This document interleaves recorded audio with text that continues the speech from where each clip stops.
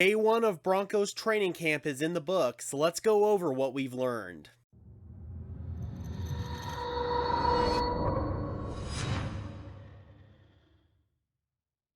Hello everyone, and welcome to another episode of Denver Broncos Syndicate. If this is your first time tuning in, we are part of a network of sports channels dedicated to bringing you informed and in-depth analysis about our favorite sports teams. I am your host, Gage Madrid. Before we jump in, if you could just do me a favor and smash that like button and hit that subscribe button while you're down there, I would really appreciate it. Today, the Denver Broncos held their first training camp practice. It was Broncos country's first chance to get a look at the new era of Broncos football, led by head coach Nathaniel Hackett and quarterback Russell Wilson. Despite Russell Wilson being the headline act, it was the defense who shined during day one of training camp.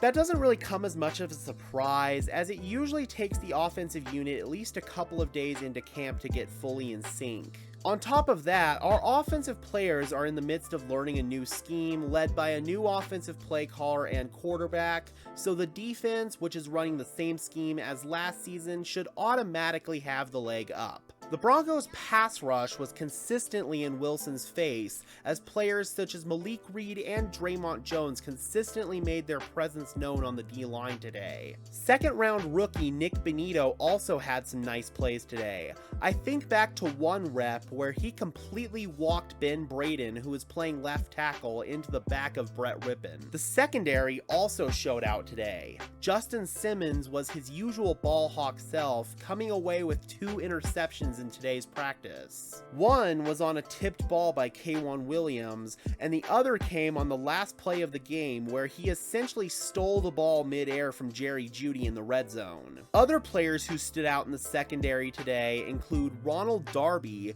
who had a really nice PBU against Cortland Sutton on a goal line fade, Pat Surtain, who was his usual lockdown self, and PJ Locke, surprisingly, who actually made several really nice plays today. One player to monitor over the next couple of days is running back Melvin Gordon. If the way that Melvin was utilized today is a sign of things to come, then the competition for the RB2 spot should be quite healthy. Today, Javonte Williams, who is the Broncos' clear-cut RB1, took the lion's share of the first team reps. Following Pookie, the next running backs to get reps were Mike Boone, Demarie Crockett, and finally Melvin Gordon, respectively. Besides being the final running back to touch the rock, Melvin also saw significantly less touches than the other 3 running backs. This could mean nothing at all.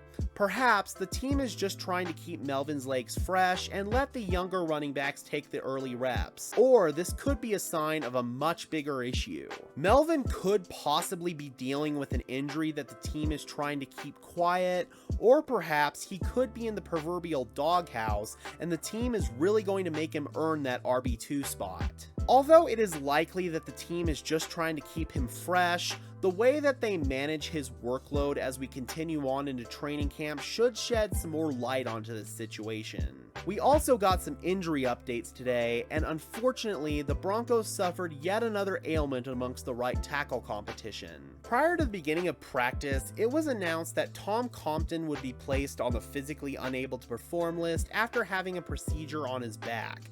There is no definitive timetable for his return. This comes after the team's placement of Billy Turner on the PUP list as he continues to recover from injuries that he dealt with last season in Green Bay. Today, Calvin Anderson took most, if not all, of the first team reps at right tackle. The Broncos also brought back Cam Fleming on a 1-year deal this morning to give Anderson some competition.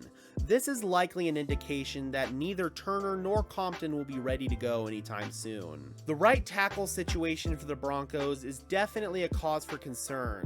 There is a legitimate chance that Calvin Anderson could be our starting right tackle week 1 up in Seattle. In other injury news, rookie tight end Greg Dulcich did some work off to the side, but did not partake in any team drills. In his post-practice presser, Coach Hackett said that the team is bringing him along slowly. Also doing some work on the side was KJ Hamler, who was doing some light jogging, but he remains on the PUP list as he continues to recover from a torn ACL.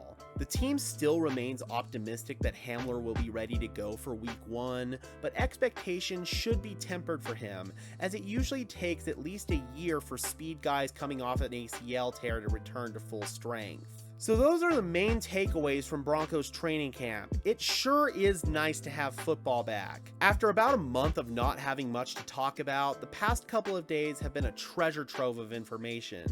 Things are really starting to take shape over at UC Health Training Center. Buckle up, everyone. This is a new era of Denver Broncos football. Be sure to leave a like on this video, as well as subscribe and ring the notification bell so you don't miss when we upload. And while you're at it, be sure to follow me on Twitter at Gage Madrid NFL for even more Broncos coverage. And for now, this has been another episode of Denver Broncos Syndicate. I am your host, Gage Madrid, saying peace out and let's ride.